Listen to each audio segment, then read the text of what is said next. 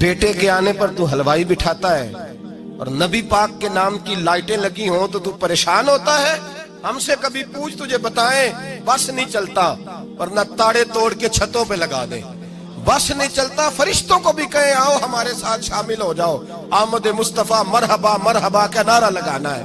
ہمارا بس نہیں چلتا ورنہ دنیا کی ساری نعمتیں بچھا دیں اور لوگوں کو بتلائیں کہ اصل تو خوشی منانے کا دن ہی آج ہے جب اللہ نے ہمیں اپنا پیارا رسول عطا فرمایا ہے. اور ہمارے امام تو کہتا ہے میلاد نہ کر, ہمارے امام نے تو کہا حشر تک ڈالیں گے ہم, حشر تک. یہ 2-4 دن کا تو پروگرام ہی نہیں ہمارا, حشر تک ڈالیں گے ہم پیدائش مولا کی دھوم اور مثل فارس نجد کے کلے گراتے جائیں گے. خاک ہو جائیں عدو جل کر مگر ہم تو رضا, دم میں جب تک دم ہے ذکر ان کا سناتے جائیں گے. ہمارا تو 1-2 دن کا پروگرام ہی نہیں. اور پھر سنو کتنی بڑی نعمت ہے. حضرت عباس سے کسی نے کہا تھا اللہ کی سب سے بڑی نعمت, تو بخاری اٹھانا, فرمانے لگے محمد نعمت اللہ. بخاری ہے بخاری, فرمایا محمد اللہ کی سب سے بڑی نعمت ہے صلی اللہ, یہ سب سے بڑی نعمت ہے. کچھ کر تو صحیح نہ یار. ایک مجھے کہنے لگا نہیں وہ 9 ربیع الاول کو آئے تھے, تو میں نے کہا 9 کو میلاد مناؤ, کوئی مسئلہ نہیں.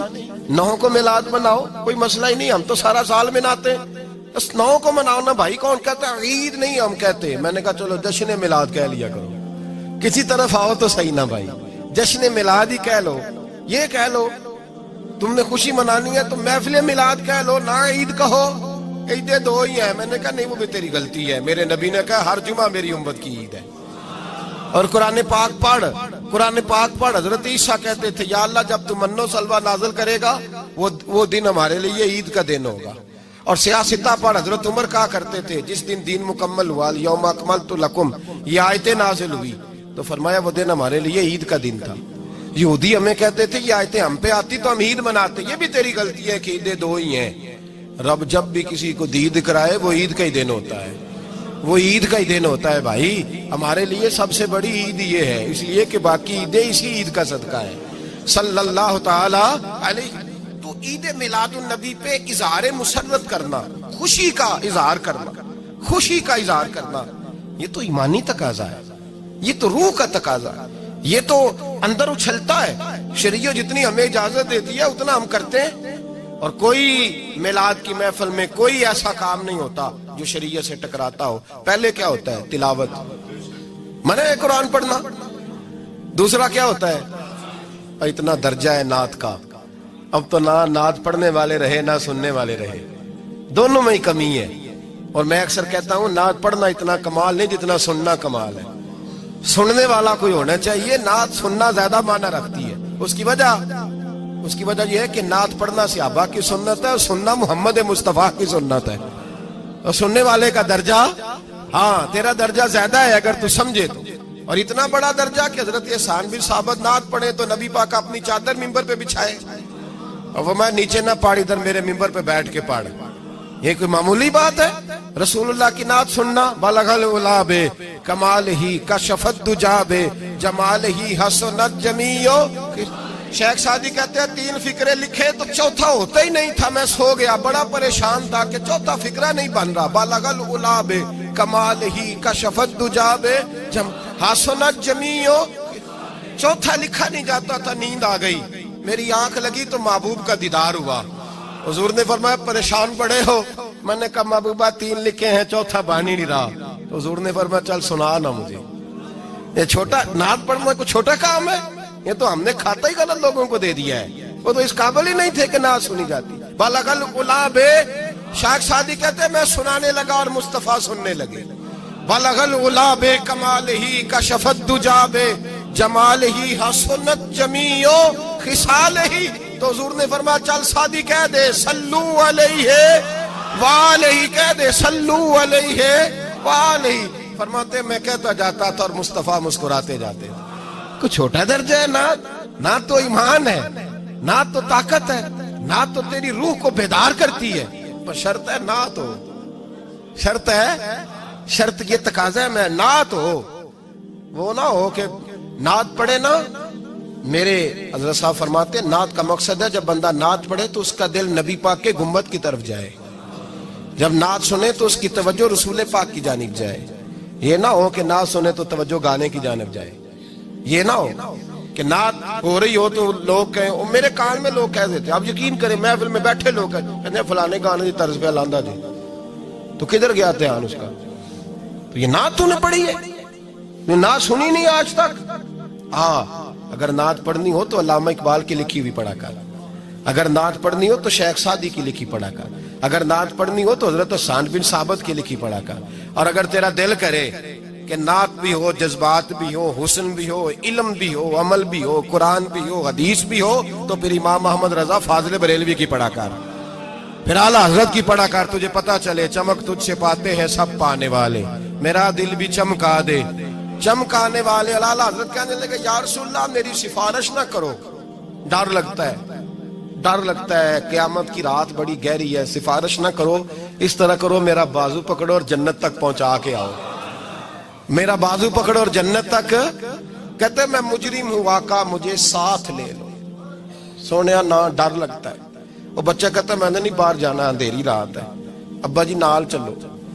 تو بلا مثال بلا تشبیہ صرف سمجھانے کے لیے، کسی کوئی بڑا ساتھ ہو تو ڈر نہیں لگتا.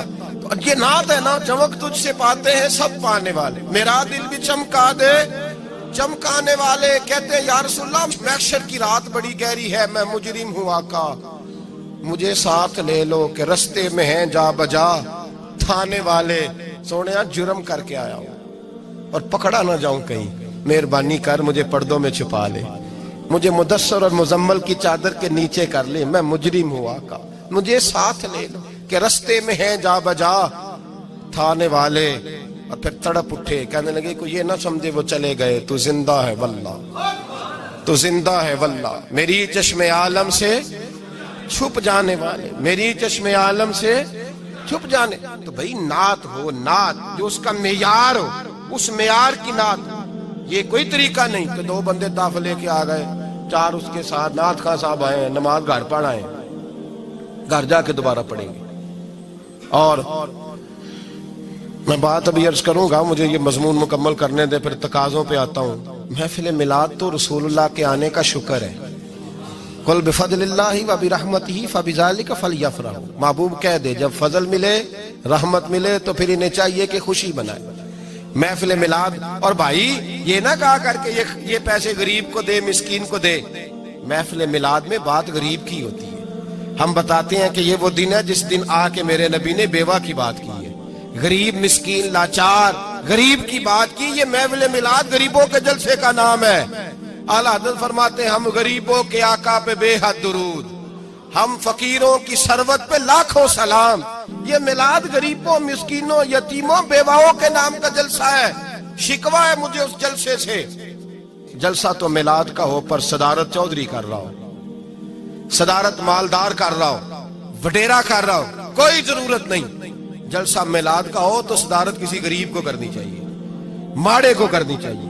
ورنہ ضرورت کیا ہے؟ جو حضور کے میلاد میں آئے ہیں وہ سارے مہمان خصوصی ہیں، کوئی عرض نہیں، کچھ نہیں ہونے لگا، کوئی نہیں کھا جاتا. چھوڑیں اس چیز سے باہر آئے. تو یہ تو شکر ہے.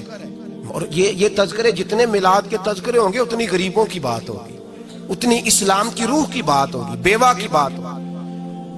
اور صحابہ تو اس دور میں لوگ کہتے ہیں صحابہ میلاد کرتے تھے. میں نے کہا چلو تمہیں سمجھ تو نہیں آنی پر سمجھا دیتا ہوں. صحابہ تو اس وقت کرتے تھے جب کرنا تھا ہی بڑا مشکل.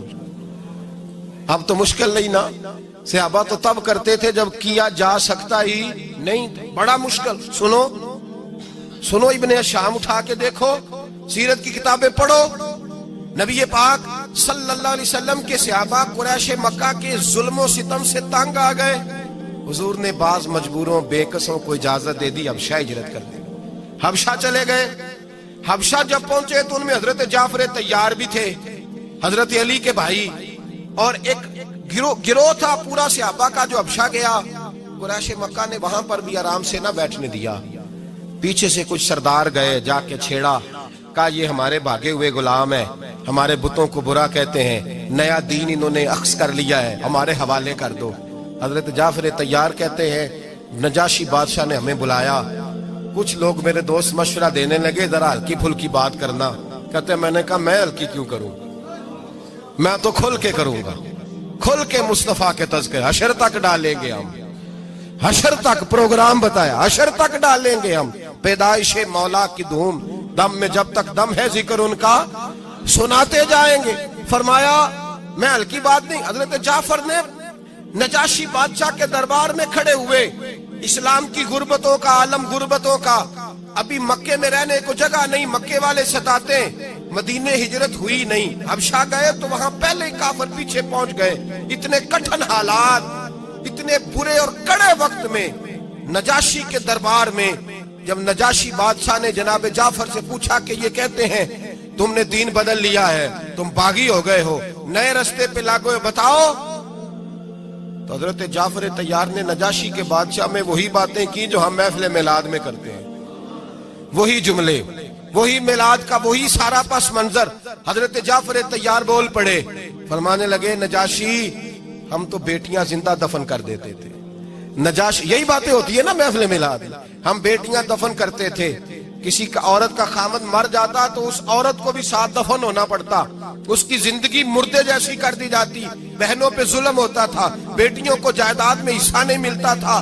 اے نجاشی ہمارے ہاں غریب پسا کرتا تھا, یتیم پسا کرتا تھا, مجبوریاں تھیں, پریشانیاں تھیں, دکھ ہی دکھ, آزمائشیں ہی آزمائشیں. بس پھر اللہ نے ہمیں اپنا رسول عطا فرما دیا, پھر اللہ نے ہمیں اپنا رسول عطا فرما دیا, وہ اپنے پرائے کا غم کھانے والا, مرادیں غریبوں کی بر لانے والا, مصیبت میں غیروں کے کام آنے والا. اللہ نے ہمیں رسول دیا, فرمایا بس ہم اس کے جھنڈے تلے جمع ہو گئے, اور ہم ان کے بتوں کو نہیں مانتے, رسول اللہ صلی اللہ علیہ وسلم کی بات کو مانتے, ایک خدا کی عبادت. تو صحابہ تو وہ باتیں اس عالم میں کہا کرتے تھے جب کہنا بڑا مشکل تھا. انہوں نے وہی میلاد کی باتیں جو ہمارے ہاں ہوتی ہیں, یہی ہوتی ہے نا میلاد کی بات. ایک صاحب شکوہ کرنے لگے, کہنے لگے کہ مولوی ہر محفل میلاد میں یہی بتاتے ہیں بیٹیاں زندہ دفن ہوتی تھیں, فلاں ہوتا, اب بدل لینا چاہیے. تو میں نے کہا جب باتیں ہیں یہ تو بدلی کیسے جائیں, باتیں ہیں یہ جو ہر سال محفل بعد میں دہرایا جاتا ہے تو بتایا جاتا ہے کہ ابھی بھی بیٹی کے آنے پر پریشان نہ ہونا. اور بیٹی تو اب بھی دفن ہوتی ہے نا کئی کئی رنگ میں, کوئی جائیداد کے نیچے دب جاتی ہے, کوئی ساس سسر کے ظلم کے نیچے دب جاتی ہے, کوئی زیور کے بوجھ میں دب جاتی ہے, کوئی جہیز کے مطالبے میں. تو بیٹیاں تو دفن ہو رہی ہیں ابھی, اس لیے ہم میلاد زیادہ مناتے ہیں تاکہ بیٹیاں آزاد ہو جائیں.